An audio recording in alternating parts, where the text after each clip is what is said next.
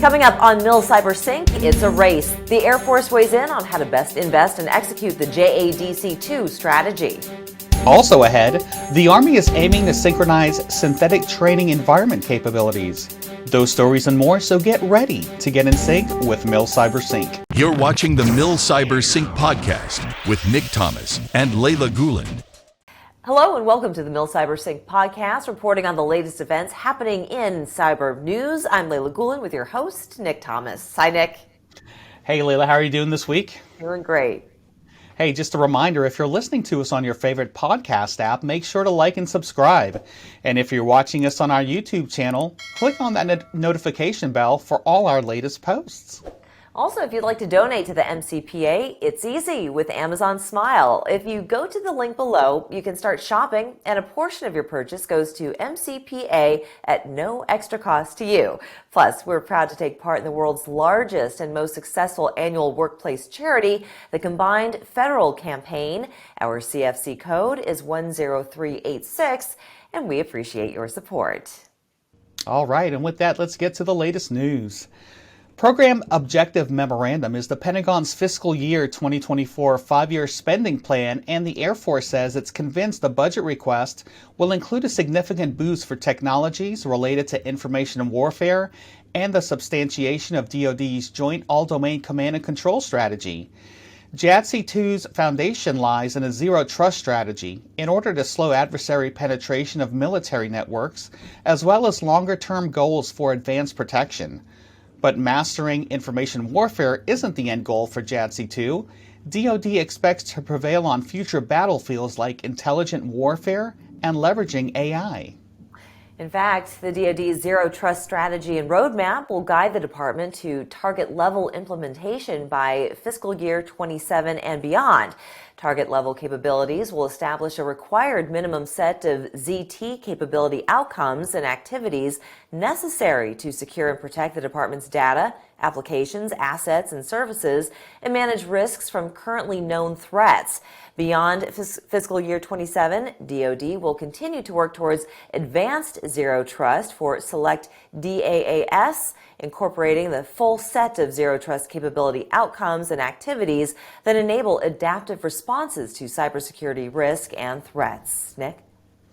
The Army is looking for further synchronize and integrate a variety of programs into its synthetic training environment.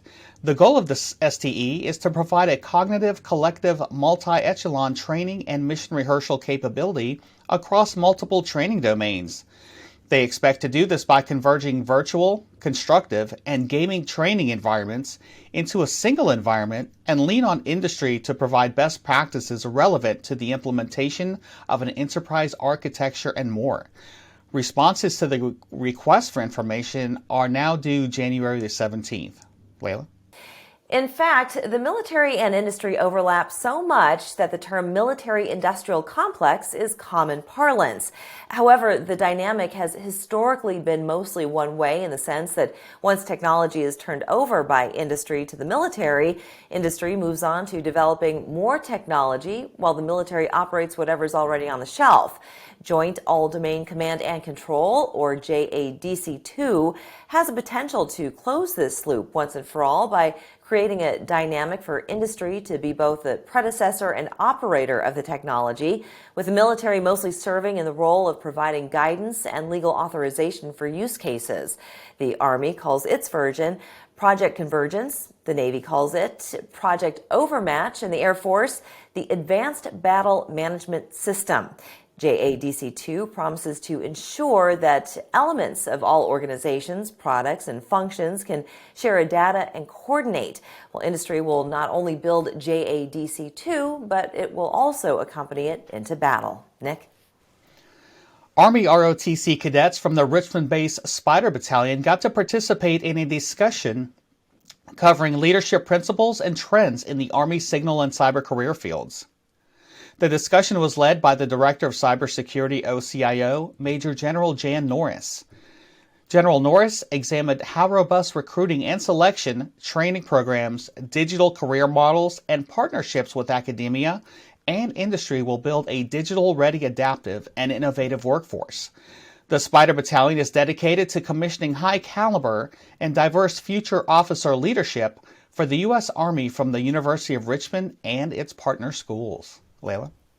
Well, meanwhile, Dr. Raj Iyer, Chief Information Officer for Information Technology Reform in the Office of the Secretary of the Army, visited Camp Humphreys this week to discuss the OCIO's role in network modernization efforts. He met with U.S. Army General Paul Lacamera, Commanding General UNC CFC USFK, to discuss how the Army continues to divest and move away from static information systems and migrate to the cloud. He also highlighted the strategies, tools, and technologies employed to bolster the Army's push to become a more flexible fighting force capable of operating smoothly in contested environments against near-peer adversaries. Dr. Iyer sets the strategic direction and oversees the execution of policies and programs for IMIT, including managing and integrating IT architecture, enterprise data management, cybersecurity, and cloud management. Nick? All right, before we go to break, if you're listening to us on your favorite podcast app, make sure to like and subscribe. And if you're watching us on YouTube, click on that notification bell for our latest posts related to everything military cyber and cybersecurity.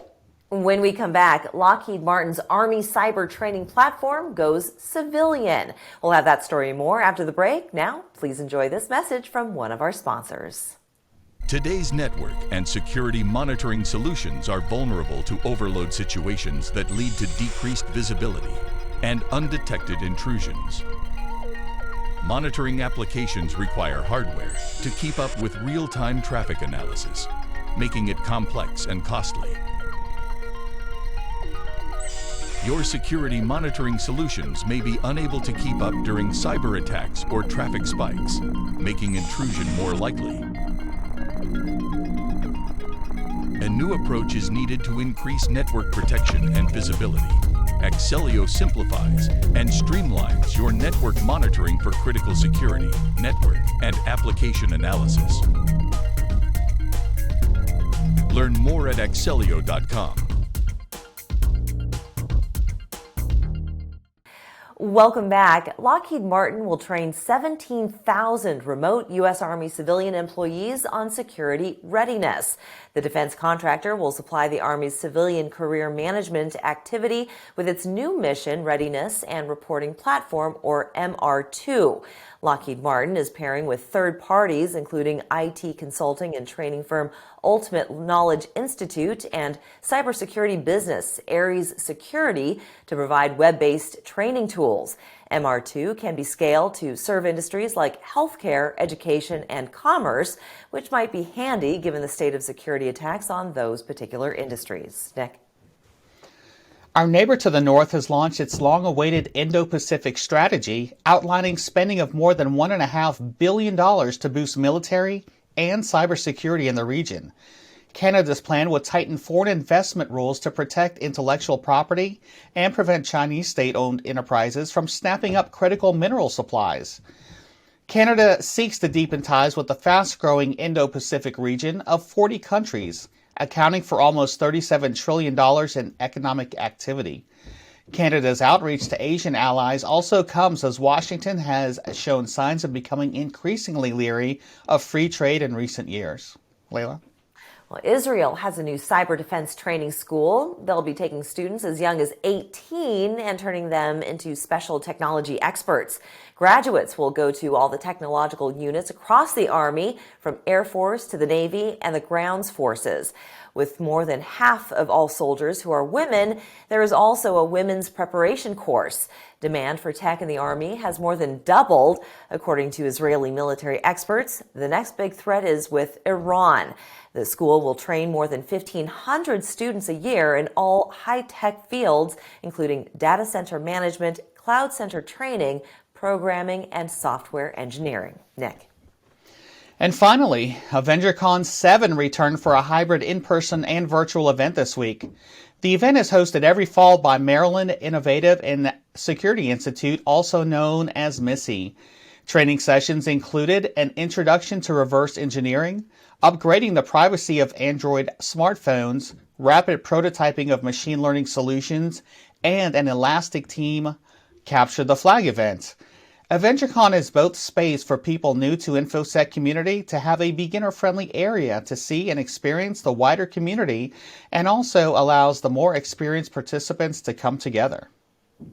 Well, this year's theme was titled Crowdsourcing Conflict. The 45-minute discussion explored whether IT armies are able to crowdsource attacking computer systems and if security could be crowdsourced as well. The discussion panel included Katie Mazouris, CEO and founder of Luta Security, TJ O'Connor, Lieutenant Colonel retired and professor and Florida Institute of Technology, and Colin Ahern, Chief Cyber Officer for New York State. For more information, you can visit AvengerCon.com. All right, well, if you're in the car listening and would rather watch, be sure to check us out on our YouTube channel. Find us at Military Cyber Professionals Association or MilCyber.org for all our content related to all things military cyber and cybersecurity. Be sure to like and subscribe and click on that notification bell for our latest posts. Also, if you'd like to donate to the MCPA, there are two easy ways. The first is with Amazon Smile, and just by going to the link below, you can start shopping and a portion of your purchase will go to MCPA at no extra cost to you. The second way is through the combined federal campaign, and even $1 will greatly help our mission. Our CFC code is 10386, and we thank you so much for your support. That's going to do it for us. On behalf of Nick and myself, thank you so much for watching and listening. You are now in sync with MilCyberSync. We'll see you again next week. This has been the MilCyberSync podcast, brought to you by the Military Cyber Professionals Association. If you're listening to us on your favorite podcast app, make sure to like and subscribe. And if you're watching us on YouTube, click on the notification bell for our latest posts.